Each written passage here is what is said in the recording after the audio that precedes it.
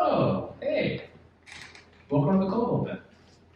Look, I'll admit, the pandemic has made it pretty challenging to film new episodes. But the network has been up my ass about releasing new content. Oh, every celebrity has a weekly Zoom show. Surely you can poop out new episodes of your show lost to your life. To placate my contractual obligations, here's what could be considered a time travel clip show, assuming, of course, you attended the live taping of today's special episode exactly 1 year ago today. It's my birthday, season 0, episode 1 of my show Also My Life. Episode title, McMansion Lead Future. Here's a data montage to imply backwards time travel. Let's condense the last year of my existence into a sequence of full motion snippets. I remember it like it was yesterday. Look back,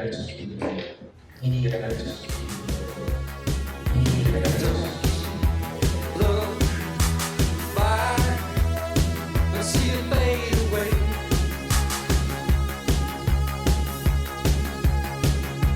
Don't look back.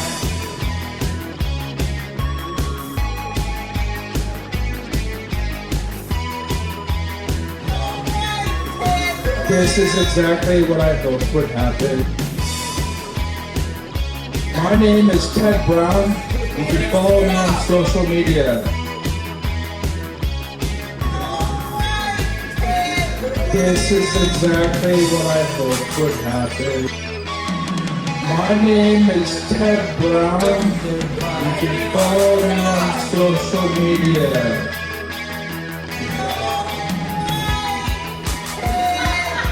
This is exactly what I hoped would happen. I say parents, plural, to be nice. I live in this McMansion compound with my mom and my stepdad. And I only say stepdad because there's less syllables than mom's husband. And why waste the energy? McMansion can be a broad term to define, but you know when you see it, namely this place. We've got 2 chandeliers, 2 grandfather clocks, 5 fridges, 2 garages. And 2 not so golden arches. 2 turkey fryers. Sir, you're my cousin, stop talking.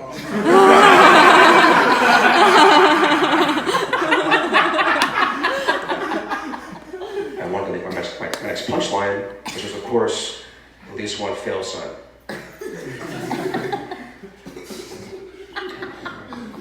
But I'm doing okay. I live in the pool house, the studio apartment behind the second garage. It does have a kitchenette, a bathroom, and a closet that barely smells like gasoline.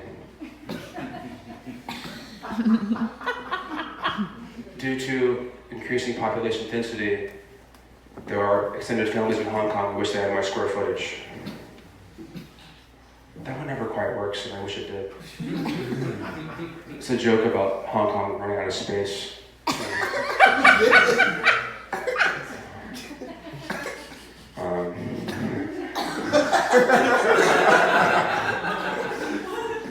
People ask me sometimes, where do you live?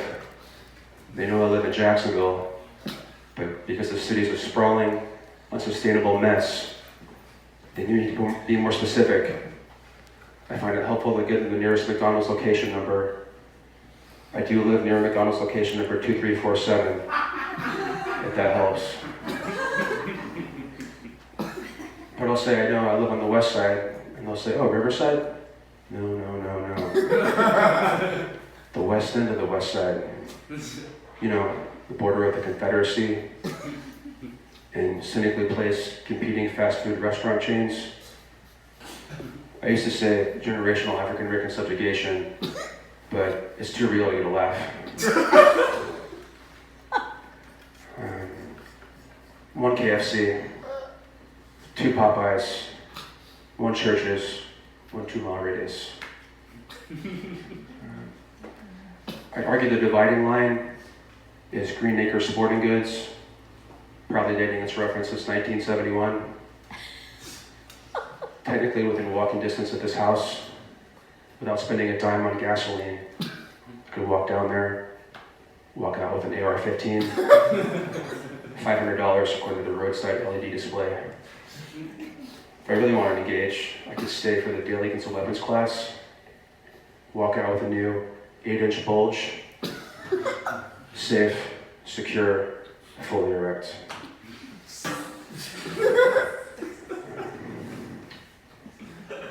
Earlier this year, I noticed an increasing supply of political yard signs in my neighborhood.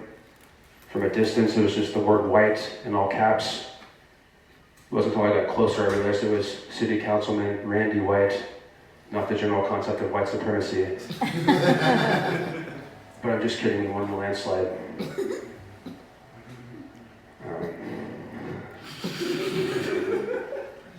I suffer from depression. The lighting and environment here should make that abundantly clear. Some of you may be thinking, Ted, how could you be depressed? You're a tall, white, middle-class, attractive American male who could probably pass for straight. I've had to add the qualifier probably to that joke, because a woman in the audience once said, eh. But the joke's on her, because a few days later I was at a bar, and the bartender was very upset about a football game, in particular one player who we referred to as a fucking faggot. And I thought if I felt like I was giving off mesh shirt energy, he wouldn't have said it. He did turn towards me first to apologize, but as long as I was giving off limp-wristed liberal energy. He said, no, this is just a word that my friends and I said for stupid. I actually find it endearing when two men have sex. And I said, no, I understand. I feel the same way about the N-word. I find it endearing when they practice freedom. It's a good joke. It's a good joke. My black friend Jamar verified it's fine.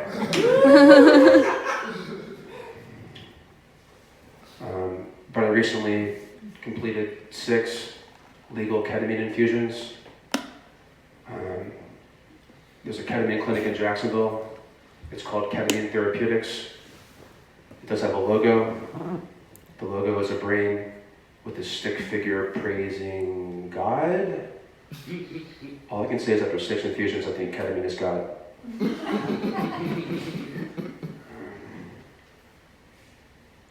Right before my first ketamine infusion, they sent me a list of do's and do nots, and I called them into panic because one of them said, we'll test you for illicit substances.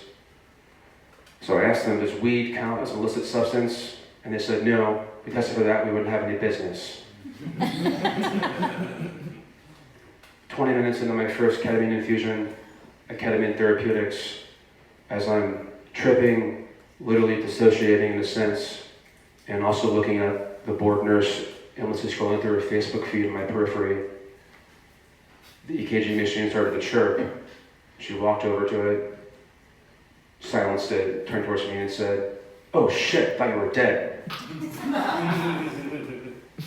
If I leave a Yelp review, I'll be sure to mention, needs to work on bedside manner. Don't tell a person tripping on drugs you think they're dead.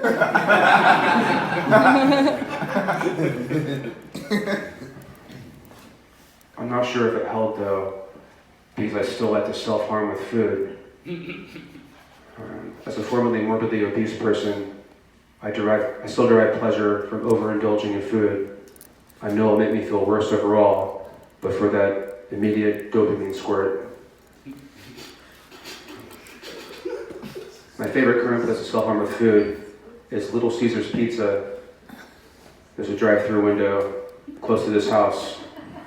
It runs as efficiently as a Chick-fil-A with none of the white nationalism. For $5 you can get a hot and ready handed to you through your car's window. For $1 extra and a willingness to say out loud the grammatically incorrect statement, I'd like an extra most bestest, please. You get more cheese and more toppings.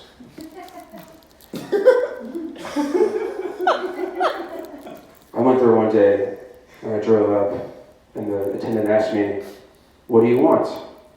And I said, I'd like an extra most bestest, please. She said, sorry, we don't have that.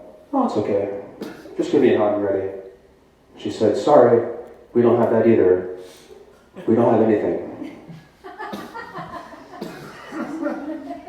To say that I felt a rage boiling inside undercuts the fear I had in that moment that I was going to become my dad.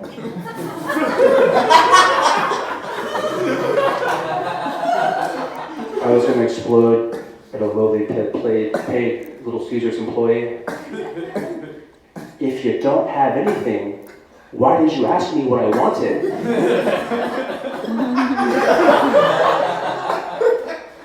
Tuesday nights at the Little Caesars drive-thru window off of Normandy Boulevard in Jacksonville, Florida, it becomes a pop-up philosophy window. They'll ask you, what do you want? And you'll say, I don't know, that's why I'm here.